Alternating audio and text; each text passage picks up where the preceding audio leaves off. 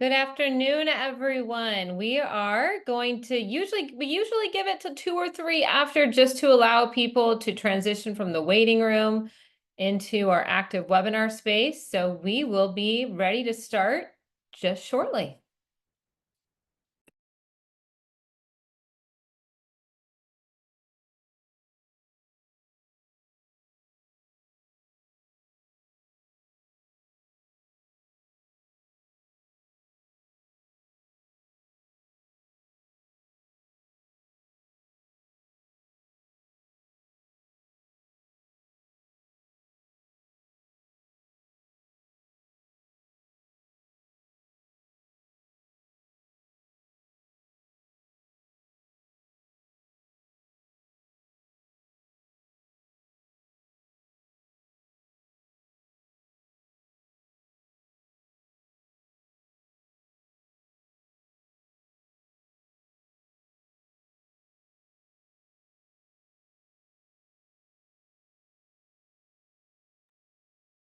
Hello, everyone, and happy Economic Development Week.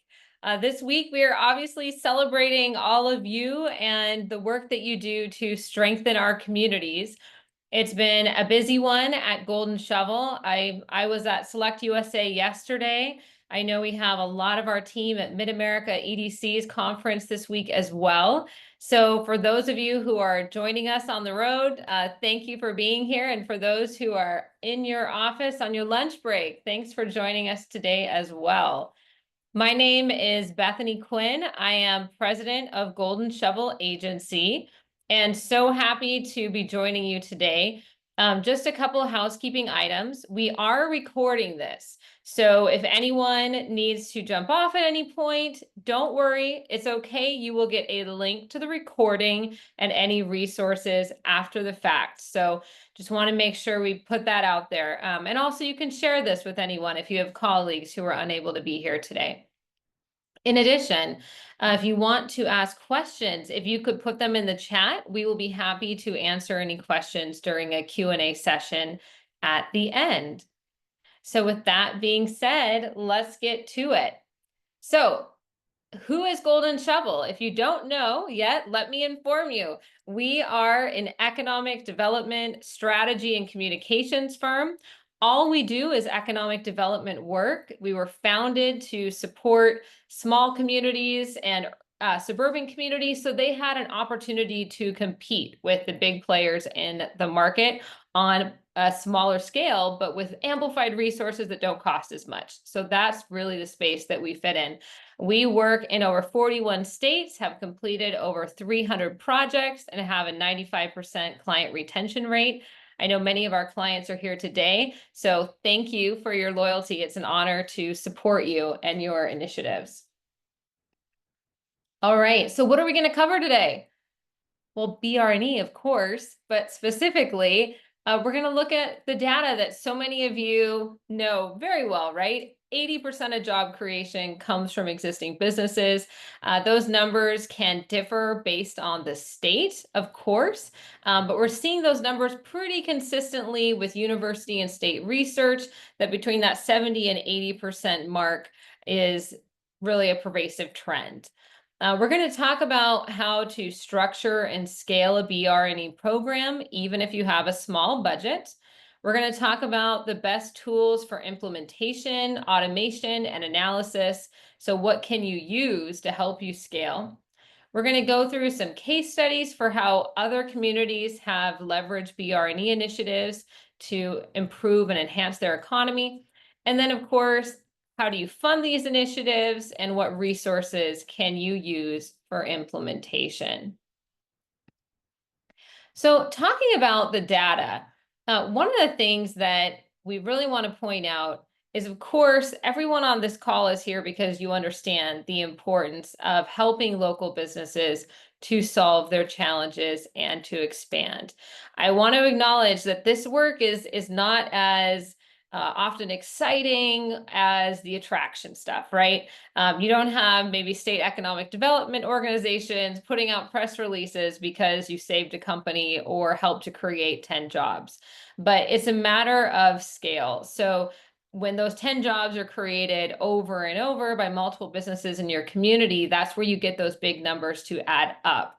So one of the things that we encourage you to do as an organization is to share your successes, even when they're small. So people in the community can understand the power of the BR&E work you're doing and what that long-term impact is. Of course, it can be easy to consolidate those numbers and you can make an announcement once a year, but I'm of the mindset that the more good news, the better. So if you've helped to create 5 jobs, share it. That's awesome. It doesn't have to be huge numbers every time because it all adds up. And of course, that goes back to the fact that small businesses create a lot of new jobs. And in order for those small businesses to be sustainable, that growth typically has to be incremental, right? It can't be 100 jobs maybe at one time, but it could be that steady growth over years that creates a long-term partner in your community. And then, of course, one of the reasons why we're talking about this today is because of conversations we're having with all of you on how to support your local businesses who are feeling the strain of policy changes and uncertainty. Things like tariffs, for example, how does that impact a business? We're still grappling with labor shortages. We're still dealing with things like not having enough childcare to help people get to work who are in your community. So these existing challenges haven't gone away. And now there's just more uncertainty, which is leading a lot of business owners to put plans on hold and some of them to even consider constricting. So we want to avoid that. And one of the best ways that we can do that is by providing proactive resources, proactive support before a business gets to the point of making decisions to potentially cut staff. So that is why BR&E programs are so important.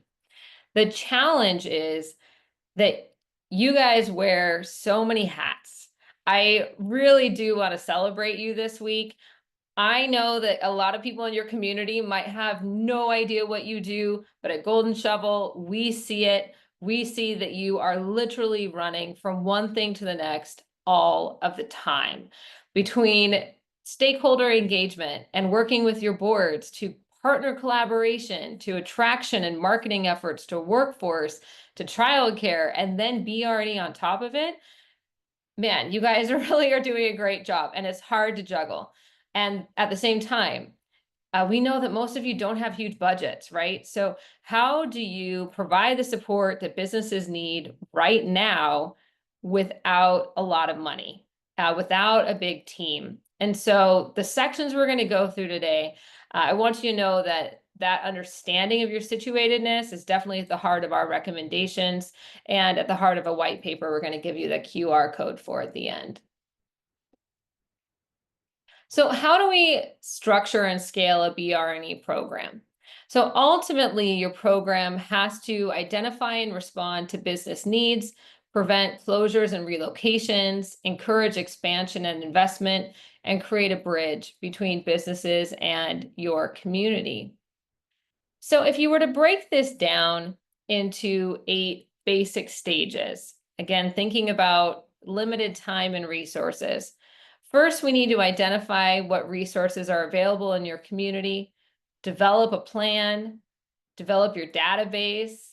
We need to go through outreach and data collection, partner alignment, evaluation, all of these different things you see on my screen, but we're going to go through each one of them. So let's talk about resource identification. The reason we recommend doing this first is because of the fact that we know you have limited time and limited resources. So it's really critical that before you do anything, you identify what partners can you work on this initiative with. So there may be partner resources at your local SBDC, at a community and technical college. If you are an economic development organization, perhaps you could partner with the Chamber of Commerce. If you are a regional group, what do you have resource-wise in each city and county that you work with, et cetera? And who do you have available to you at the state level who could be a resource partner? And then you got to look at, okay, what can they bring to the table? What can you bring to the table and what can they bring to the table? So for example, is there a revolving loan fund that you can tap into? Are there workforce grants you can tap into? It's important to list all of these things out and then to see what programs exist in the community already. One of the things, because of how time strapped everyone is, that we see happen all the time is duplication of resources, duplication of efforts and programming. So there may be someone in your community that already has their toes dipped into BR&E work that could bolt on to the program you're trying to create, or vice versa, to give you more coverage, to give you more outreach. But surveying your partners first to find out what they're doing is critically important. They may not even view the work they're doing as BR&E, but it could be. So for example, if a local community and technical college is already conducting outreach to businesses to find out what their training needs are or will be, that is BR&E work. But they may not see it that way. They may see it as work to just inform their curriculum or the programs they're developing. But that's obviously a great partner that potentially could work with you and just double the amount of businesses that you could interact with. So do this first. Once you have that information, you will then have the building blocks to develop your plan, and you'll know who can help you to implement it. So then the next step is you have to determine, who do you want to reach?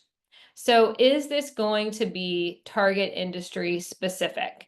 We're going to go through some case studies today where it has been based on the industries they really want to see grow in their community.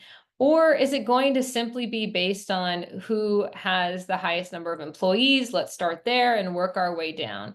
Whatever the priority happens to be, you need to identify very clearly who you want to reach and put those data parameters in place to make sure that no one on your team is spending the limited time they do have conducting outreach to businesses who will have the least amount of impact on your economy and your community's future.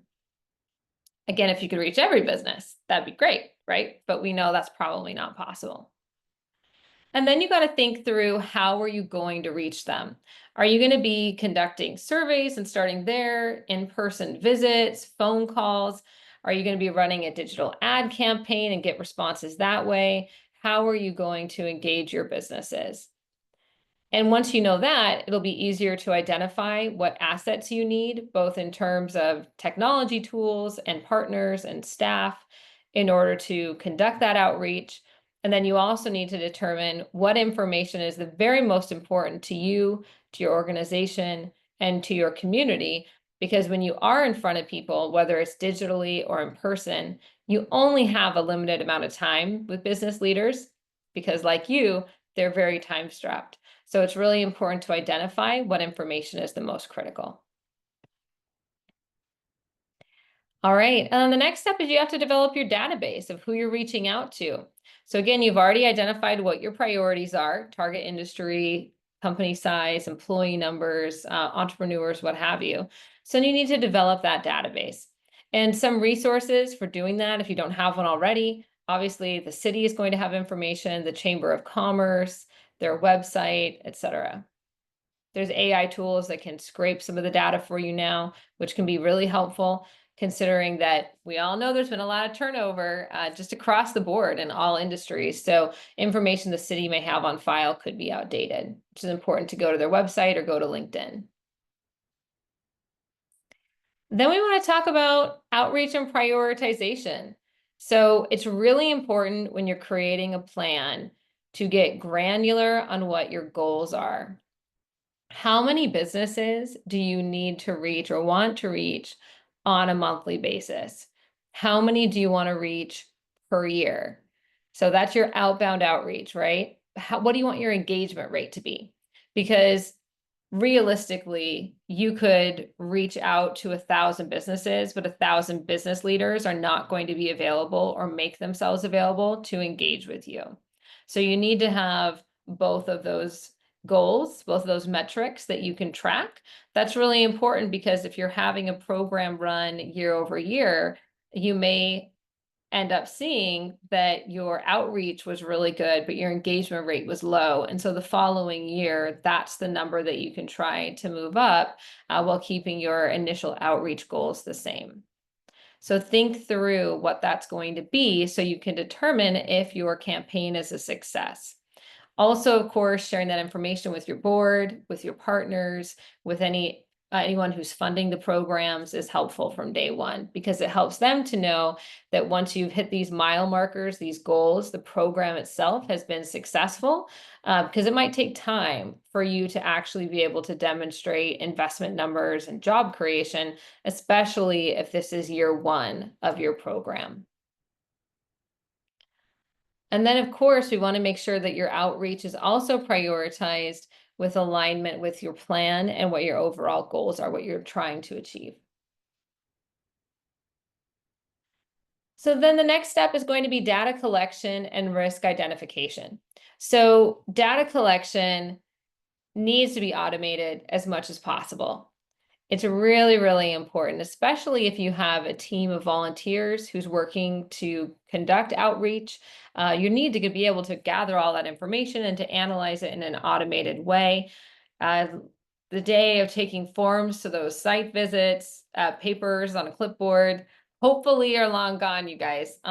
They can be, because the digital tools exist to where that doesn't have to be the case. But you're going to create a lot more work for yourself if you're not automating and you're using old paper forms and old ways of gathering data. So we really don't recommend that. And we have tools that we're going to suggest to you today that you can use for automation.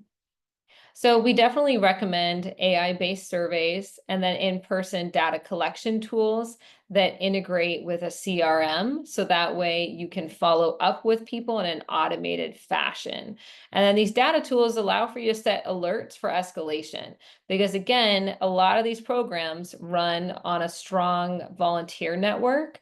And so people that are going out and having these meetings, somebody has to be analyzing and reviewing the data. So any type of alert or any type of automation trigger that you can set to call out keywords or phrases, anything that could identify either a really great opportunity or an at-risk business needs to be escalated to the next level. If you have a BR&E manager, great. If not, it needs to be escalated to the economic development director to take fast action.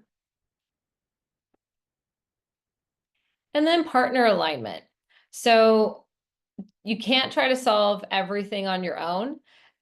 This makes me think of the million Marvel movies that I've watched with my kids, right? It's usually not one superhero going into the fight. If it is, they get, beat up and bloodied and they don't win.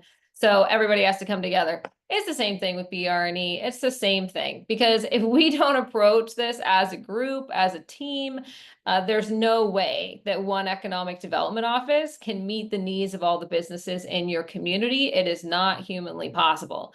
So it is absolutely critical that, because you've identified your partners and you've identified where they're strong and what resources they can bring to the table, when you get that data in, you have automatic triggers to know when to send businesses to that right partner, instead of continuing to be the only point of contact. You've got to bring people in. And doing that's going to help you to reach more businesses and be more effective. So we really recommend determining that up front, so that way it's not something that you and your team have to think about. It's just an automated, okay, this happened, I'm going to refer them to this partner. So you need to establish a process for sharing that information from the very beginning, identify opportunities for collaboration, and then making sure you work with your partners to get that feedback. It needs to be a 360 feedback loop. So for example, if you're conducting a site visit and you determine that an organization needs to have their employees trained on new equipment, and that's critical to them being able to fill orders, you may engage a workforce partner at the community and technical college. You may tap into WIOA resources, but it's critical that they then respond back to you with what happened and what the results were. So that way you can re-engage with the business and make sure that they received all of the support they need without having to micromanage the process. So establishing that partner relationship from the very beginning and making sure there's trust and there's a process for sharing information in every direction is going to be critical for you being able to make an impact and make that impact quickly, right? Okay. So solution implementation. So one thing that's really important here is the need to identify what problems have to be solved right away and which ones can be solved tomorrow. So it's really critical that you have those triggers to know what you need to prioritize. And obviously anything that could lead to a business closing or relocating, that's a fire. That's a fire that needs all partners to come on board immediately to try to address their needs. And that's definitely something that should trigger the state involvement. If there's something where they were looking at potential opportunities in the future and might need maybe more water or sewer capacity, that's something you can work on over time. So it's important to train whoever is conducting these site visits to be able to tell the difference between what's a fire and what's something that can be worked on over the next 6 months or a year. And then, of course, tracking that data is going to be really critical. So understanding how these reports need to be shared, you want to be able to show success, incremental success to your board and to community stakeholders. So what outreach was initiated? What was the engagement rate? How many at-risk businesses were identified? How many have growth opportunities? What support was provided and what was the result of that? And you may not be able to provide data on the support provided or the results in year one, right? Because that's an ongoing process. But you should definitely be able to provide data points from month one on how much outreach was initiated, what your engagement was, and through the correct survey tools, obviously identifying at-risk businesses and businesses with growth opportunities. And the reason why we say this is because we want you to be successful and continue to receive the support from your board. So if you go into this with the idea that you're just going to report on outcomes, your board may be waiting and may not feel that same level of support along the way. So even if the data points seem like they're incremental, really important to share what's happening throughout the process. And if you share it online, you can also demonstrate to the local business community that you care about them, that you're spending time with them, and you're not just focused on attraction. That's something that our team has observed because for those of you who don't know, we have a really incredible strategy and content team who conducts interviews every single day with business leaders and with site selectors. And one of the things that we're hearing a lot is that the local business community often gets afraid of big attraction initiatives because they feel like their needs are not going to be met and it's going to create more of a strain on the resources they need to be successful. So when you're sharing the results of your BR&E work and you're letting businesses know that you are spending time conducting those visits and listening to them, it helps to alleviate a lot of those fears. And now I'm going to take a drink of water because we're on our next slide. All right, so let's talk about tools for implementation. So you guys have your 8 steps. You're starting to create your plan. You want to implement it. You still have a staff of 2. What do? I know some of you on this call have a bigger team, but let's just say you have a staff of 2. What are you going to do? How are you going to get this off the ground? So obviously, Golden Shovel can help you. I did want to call out the fact that we do develop BR&E programs. We also help with branding and marketing and AI and technology integrations and implementation. So if you have some money laying around, not enough to hire a staff person long-term, but enough to maybe get some help, we can certainly do that for you. And sometimes it's easier to get a bucket of money for one time versus reoccurring. Other than that, I want to talk about things like AI survey tools, Synchronous Suite, HubSpot, Esri, Lead Forensics, SizeUp. There's a lot of different tools that we're going to talk about today. So I will tell you that my favorite new tool that I think every economic developer should be using are AI survey tools. And the reason why I recommend this is because it can help you immediately and it's lower cost. Now, working with AI does require some background knowledge. We integrate it a lot now, and I will tell you that our CEO spends probably half his week now working with AI and staying on top of new trends because products are coming out almost on a weekly basis, and it makes it really difficult to know what the best solution is if you're not dedicating that level of time. So thankfully, for those of you who don't know Aaron, he is very technology forward and is really embraced that and trying to bring those resources to the table for economic developers. He's spoken at actually a lot of conferences this year on AI. So if you see him on the speaking docket, I definitely recommend going because you're going to learn something new every time. But this is just one tool that uses AI that I want to share with you today because of the fact that it's easy for you to implement and it's really affordable. And if you have a limited team, this is a great way to start. So the benefit of using an AI survey tool for business retention and expansion is the fact that it can help you to generate questions. So if you have some initial question framework, you can help those questions to be reframed or enhanced to try to get the best level of responses. A lot of these AI survey tools also will brand based on your logo, like you upload it, you give a URL link to your website, and it's going to take care of that for you. So it's going to look really nice. But one of my favorite reasons for recommending this is the fact that there are AI survey tools that allow you to pre-program clarifying questions. And to me, that's a game changer versus a standard survey. So, for example, if you were to ask a question of a business,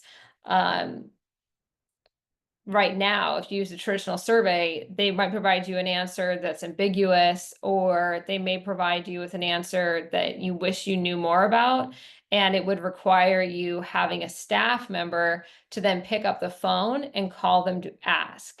If you use an AI survey tool and you think through that process carefully and think, okay, if a business answered this question about infrastructure a certain way, what follow-up question would I ask them? Or if they were to answer this workforce question or hiring question a certain way, what follow-up question would I ask if I was sitting down with them in person?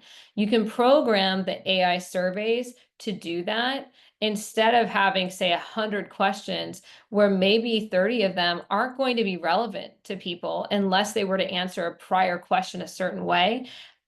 When you have those really long, big surveys, which is how everyone's been doing it historically, people will give up very often because there's just too many questions. And if they feel it's not relevant to them, they don't want to keep going. This structure allows the right questions to be asked based on a prior response. And by automating it, now you are reducing the need to actually have a team member call and follow up with that business. So I really, really recommend this, and it's affordable. So do this. It also is useful for you because it'll help you to uncover themes. So again, these AI tools are really great at data analysis. So you can type in questions and it will be able to give you a response that is a response based on the survey data holistically rather than you manually having to comb through it. And you can uncover themes that way. Also, of course, you can review quantitative and qualitative data. And with some of the different tools that are out there, you can put in those triggers I mentioned earlier so that you know who you need to follow up with quickly. So this right here, you could be reaching out to thousands of businesses and collecting data with this as your starting point. And you could do it, like I said, with that team of 2 and without a huge budget. Oh, and then another cool thing that some of these AI survey tools have integrated is the ability to have people respond using video. So it might be a generational thing, it might be a preference thing, but some people are used to video engagement and they prefer that. So if you can give people the option of, instead of, selecting the little bubbles or typing in their manual response, to actually respond on video and then have their responses transcribed, you're going to get more people to respond, and you're still going to be able to use the AI analysis tools to be able to identify those themes and, of course, integrate their responses with everyone else's. So if you haven't started using it, again, great affordable tool for scalability. So I recommend doing that for step one, because everyone can implement it, no matter the size of your team.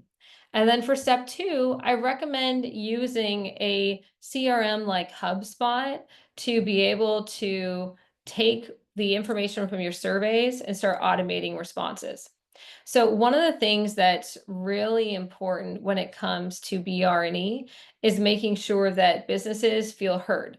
If they complete a survey, or if they meet with you in person and they say, my biggest issue happens to be the fact that I need to hire 20 people with a certain skill set, and you send them resources, letting them know how they can, connect with the permitting department, they're not going to feel heard, because that's not what they said they needed. So it's really important that you segment your audiences based on response, because simultaneously, if someone said, hey, I'd love to stay in the community, but I need to have a bigger building to be able to support my growth, they need to be sent information on available listings and connected with realtors, not connected with workforce support. So what you can do with your CRM is you can segment your audiences based on the buckets or categories of needs that you think people have. And then you can have your team, or we do this at Golden Shove all the time, pre-create what's called an email drip campaign. So if a business were to come to you, for example, with site needs, you could have a series of 5 emails that goes out. One of them might be just linking them to the listings on your site. Another one could be connecting them with the planning department, what have you. And every single email is going to have a call to action that, of course, invites them to call you, email you, schedule an appointment for support. And that can go towards any bucket or category of need that you're seeing across your business community. The reason why we recommend doing this is because when you create those email drip campaigns and you set up a workflow where these emails go out on a regular cadence, could be weekly, could be bi-weekly, and they're pre-written, then you could put hundreds of businesses into each one of those workflows. And now all of a sudden, instead of having a team member who is trying to remember what each business cared about, right? And trying to follow up with each one, you're having these automated outreaches take place. And that gives you some time. Team of 2, team of 3, that buys you some time, because the businesses who have the most pressing needs are going to be more likely to take that call to action and actually contact you for support, because you keep reaching out, offering, hey, I want to talk. If you have a need, call me. If you have a question, text me. We're here immediately. If they do have that immediate need, you're staying in front of them, and when they have time, they're going to reach out. Businesses who maybe have a less pressing need, maybe they're looking for an expansion expansion site, but it could be like 2-3 years out, right? They're not going to reach out to you immediately. And therefore your team is able to prioritize the businesses who need support right away, and you can do more with fewer team members. So if you have not created these automated processes for staying in touch with businesses, I really encourage that you do so. And you could even have a general bucket, a general category for those who didn't express any particular need, but you want to stay in touch with them. So you could have a series of emails that goes out maybe just monthly that reminds them you're still there, that maybe one email connects them with community partners they may not have been aware of, just to make sure that you stay top of mind in case a need does arise. If you use those 2 right away, you guys are gonna be able to reach so many more businesses without a big team. And then some other specific tools that I think you should check out. One of them is Blue Dot CRM. So this is a program that was developed for the needs of economic developers. So it has some really industry specific tools. What I like is, of course, you can tag by industry or priority. You can create those workflows to automate survey reminders and check-in opportunities for your team. And it helps you to maybe see what's happening in your community using their real-time dashboards. So if you have a lot of people in the field, if you're doing a lot of digital outreach, dashboards like this are really great for anyone who's managing the effort to be able to log in, once a week or so and see what's happening and get that snapshot. And some fairly large communities have used it. Places like Fairfax, Virginia, they used it to help improve their communication and reporting.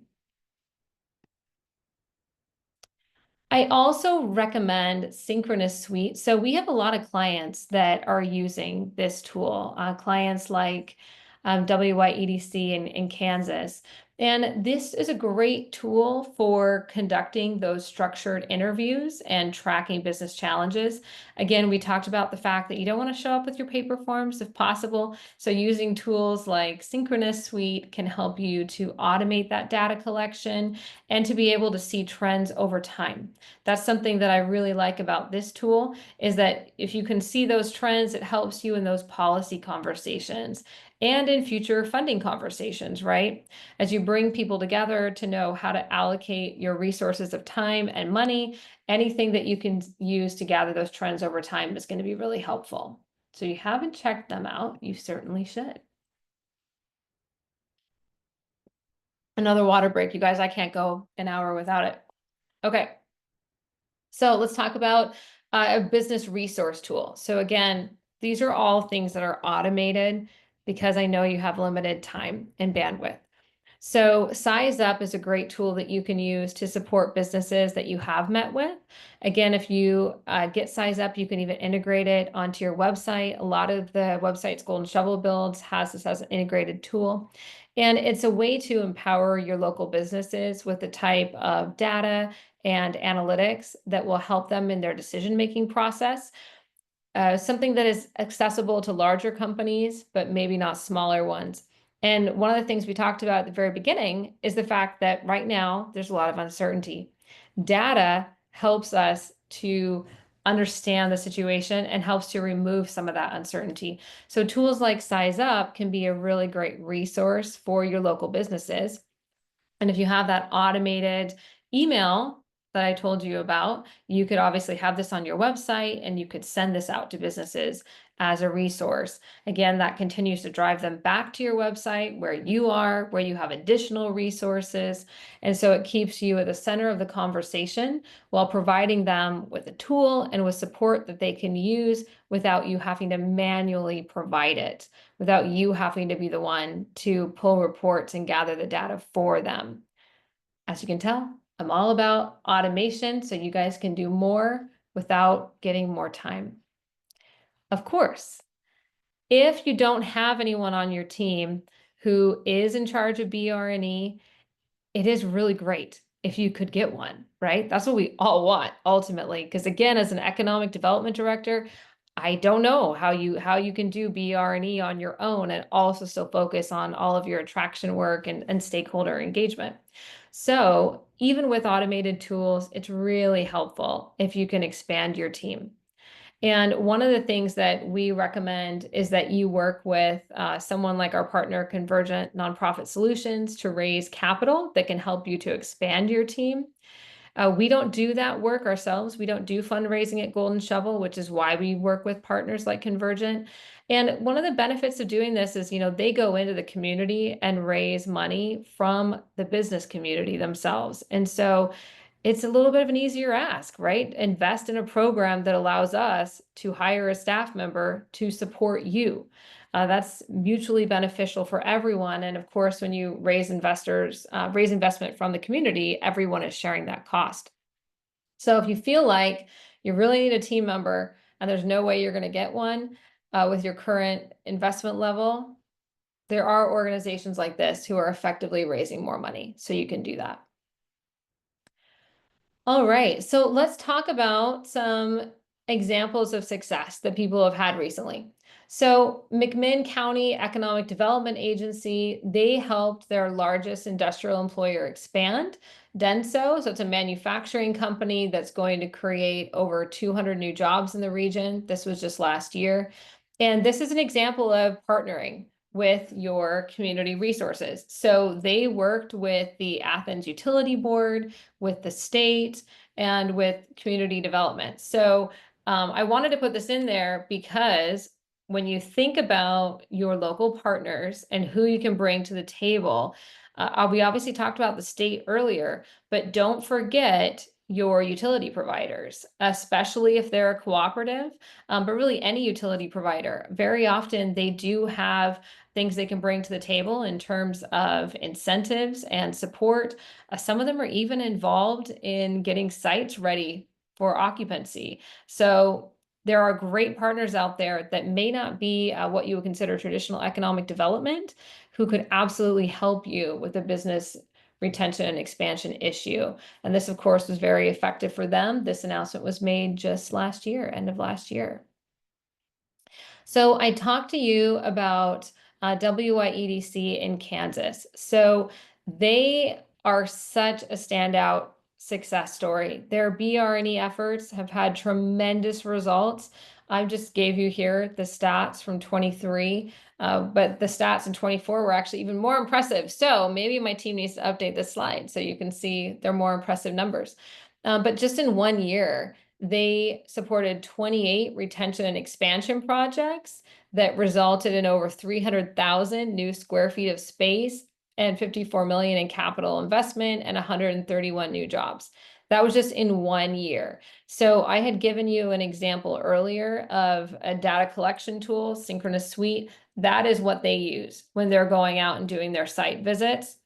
Obviously, it's working as far as a data collection tool because we're seeing these numbers from their organization year after year after year. And you have to think about if you're actually supporting 28 projects, I think in 24, it might have been 54 projects. If you're supporting that number of projects, how many businesses did you have to go and meet with in order to uncover those opportunities? Significantly more. So there's a lot of data that they are collecting, analyzing, and acting upon with their partners. So again, just a real life example of that tool in action. So I love this example of creativity in BR&E. So a lot of people that we speak with, economic developers, they of course are focusing on the traditional methods of engagement, like surveys and in-person visits. And you have to, right? But it's always fun when you see someone doing things a little bit different. So Montgomery County, Ohio, they do the traditional BR&E work, but they've also leveraged something really fun in their community, the Big Hoopla. So they've tapped into their big basketball event where they had a block of tickets and they used their tickets to invite local business leaders and show them hospitality, show them a good time, and then have conversations that are based on a deeper relationship. Because obviously, any one of us, if we go into a boardroom, it's going to be a little more stiff. It's going to be a little more serious. Some of what is discussed may be watered down a little bit, right? But when you're able to get your local business community to join you outside of the office, you're going to have more of those conversations that maybe a little bit more authentic. Plus, then you become someone they actually want to talk to, right? So if you have a person who's there who's managing BR&E and they're handing out their cell phone number and they've developed a fun rapport, if a business needs arise, they're going to be a lot more likely to reach out. Now, not everyone has a cool event in their community like this, like the Big Hoopla, right? But even if you're a small town, you have something. You may have the opportunity to have tailgates at your local games, right? Or if you have a festival and parade, why don't you set up your own version of a hospitality booth and have, barbecue and drinks and music and just make it fun and seating, right? And invite people to come. It doesn't matter the size of your community, is the point. You just basically tap into whatever you have available, create a fun event around it, and invite your business leaders so they start to develop a friendship with you and you become more trusted versus just someone who pops in for a meeting now and then. I wanted to bring up an example of surveys and site visits.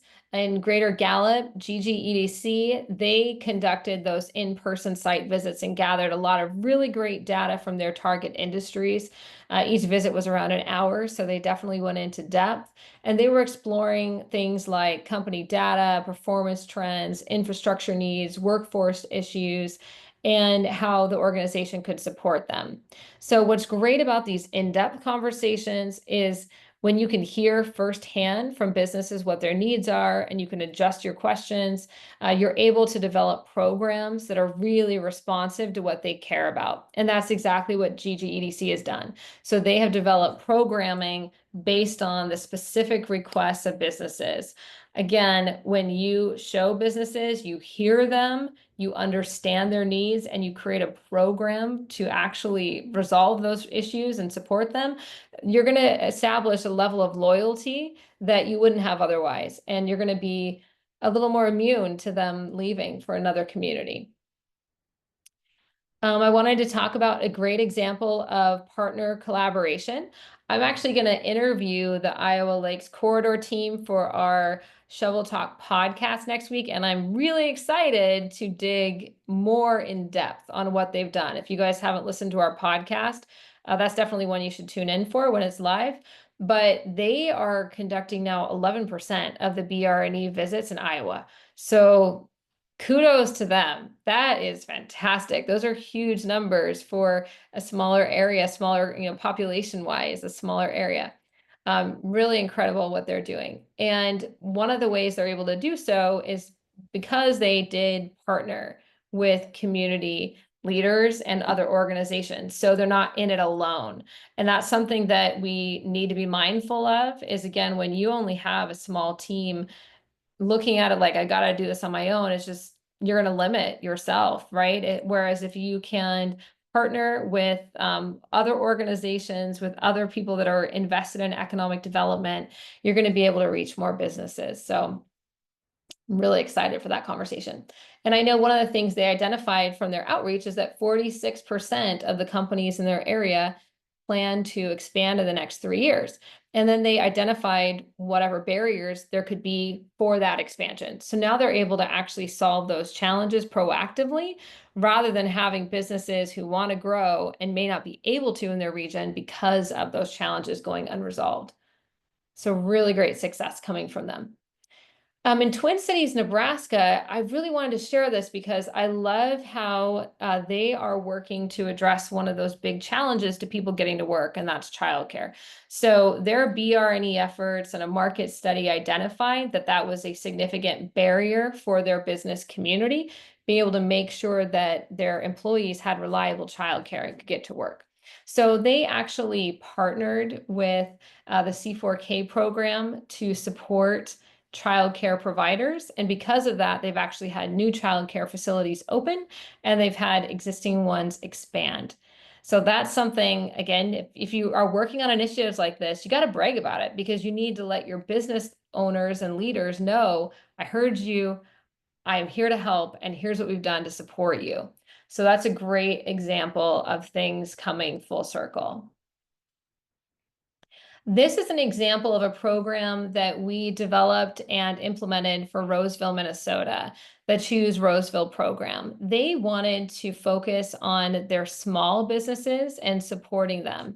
So we actually staffed a marketing coach that we put in the community who conducted those BR&E visits with someone from their staff and then was able to provide hands-on implementation support to help their businesses grow. I wanted to play a clip of this because an ancillary benefit is that the businesses felt so supported that they created testimonials for the community and why other businesses should locate there.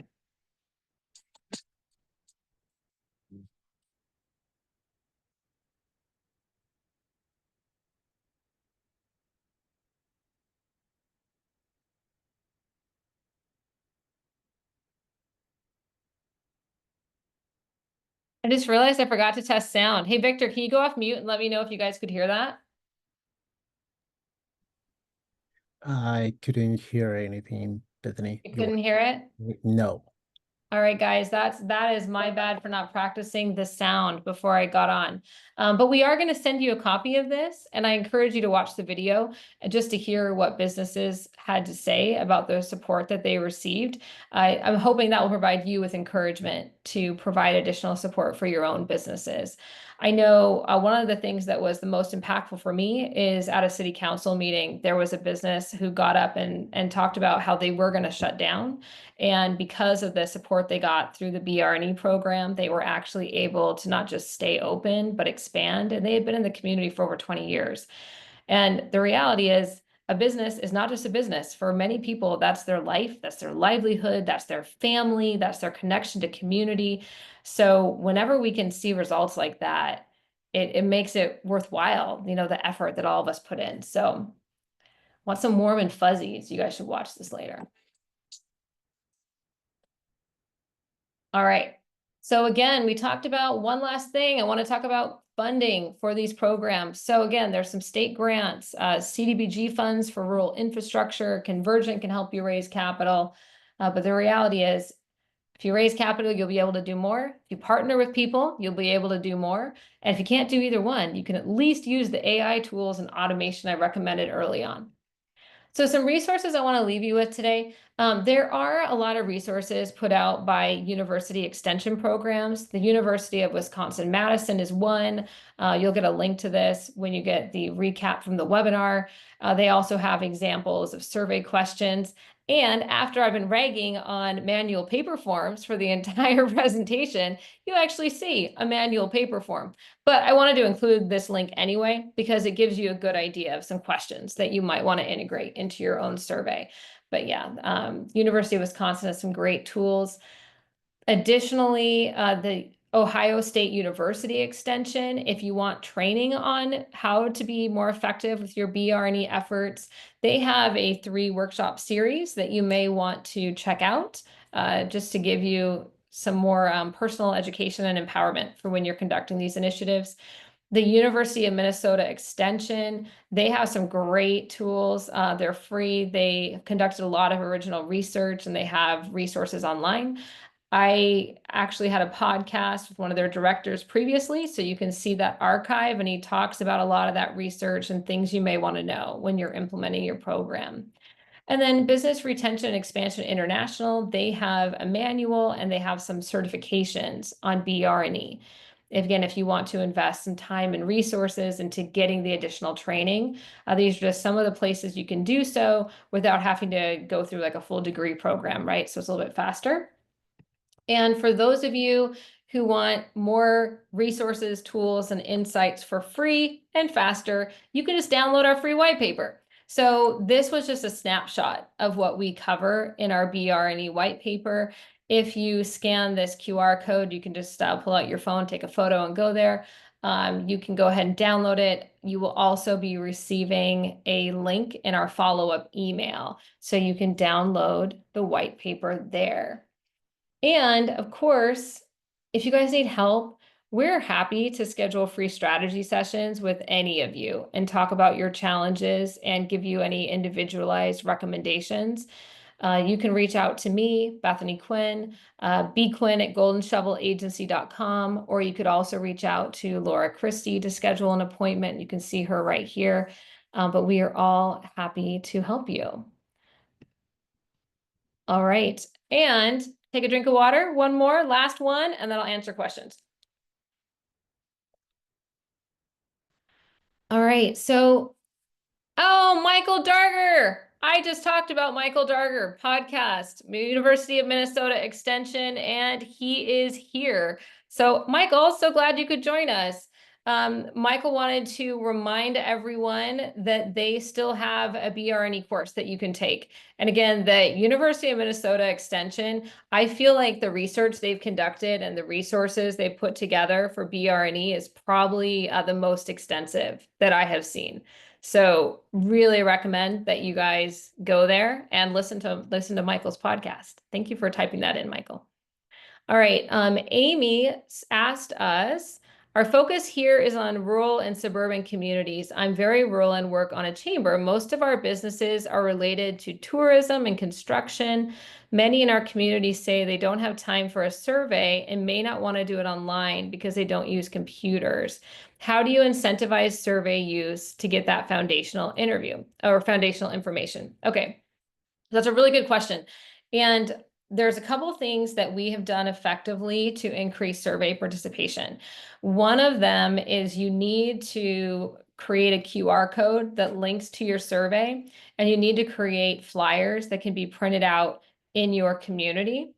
So what we have found is that if you can bring those flyers to events, so like if it's a networking event for a chamber, or if it's a workshop, or even if it's a community festival or fair where people from the business community are also going to be, if you can have those out and you can hand them out to people, you are going to increase engagement naturally. That has been effective with every client we've worked for.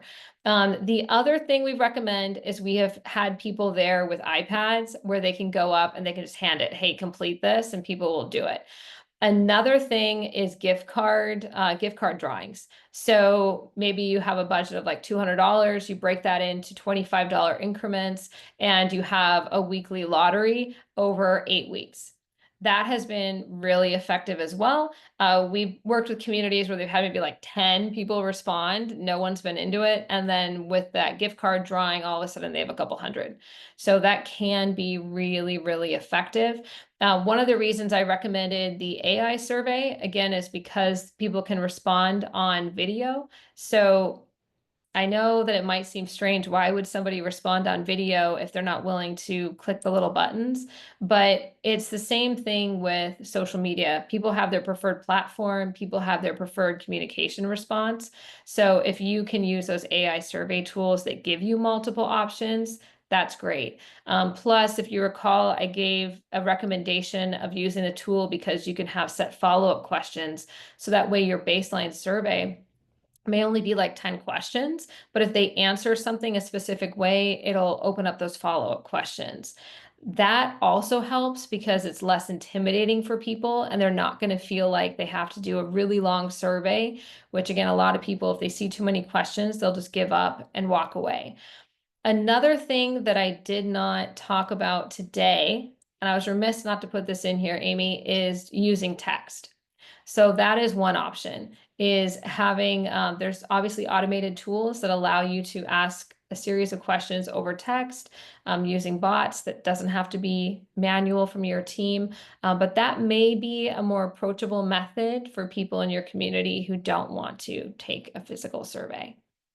So hopefully those recommendations help you. I've seen them be effective in other communities. Joe asked, some of the automations and outreach, especially through CRMs like HubSpot, get sorted like junk mail. Is there a strategy that's been effective for you to increase engagement? So it does depend on the email provider that they're using, whether or not it gets sent into junk. So Joe, that definitely can be a challenge. That's one of the reasons, again, and I got to make sure our team puts it into the slide if we present this again, why I recommend text, because text has a much higher open rate. Also, WhatsApp can be really effective too, but in some communities, people aren't familiar with WhatsApp, so it can be harder to get them to adopt. But with text messages, you can have over a 90% open rate. So if you're able to create those automations on text, that can be another effective tool.